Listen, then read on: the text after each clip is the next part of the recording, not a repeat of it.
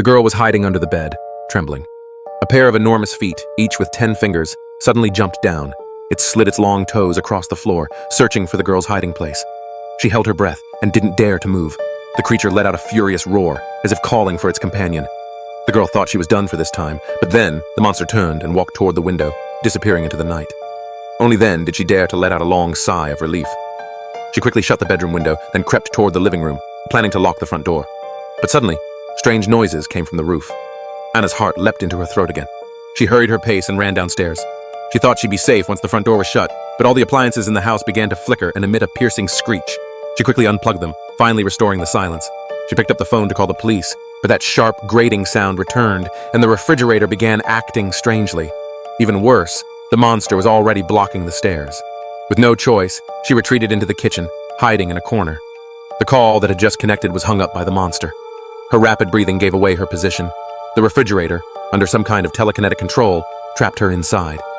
The monster approached, step by step. Anna finally saw its true face, an alien with eyes. She let out a scream, shoving the creature away with all her strength and bolting toward the door. But the monster seized control of the door, slamming her into it and knocking her out cold. When Anna woke up, she crawled toward her room in panic, but soon realized her body wasn't obeying her. In desperation, she grabbed something sharp and by sheer accident plunged it into the alien's head. The alien died instantly. Anna fainted from sheer terror. When she woke the next day and saw the alien's body on the floor, she realized everything from last night had been real. She found a cloth to cover the alien, then tried to call the police, but the phone no longer worked. All the appliances were dead too. Clearly, the alien had been able to control anything powered by electricity. Anna decided to go outside and look for help, but strangely, there wasn't a single person on the road. An ambulance lay overturned in the middle of the street. The nearby houses had all been attacked.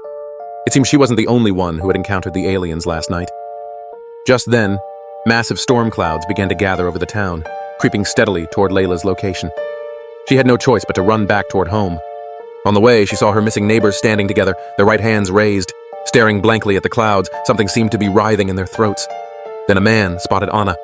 Without a moment's hesitation, she turned and fled for her life.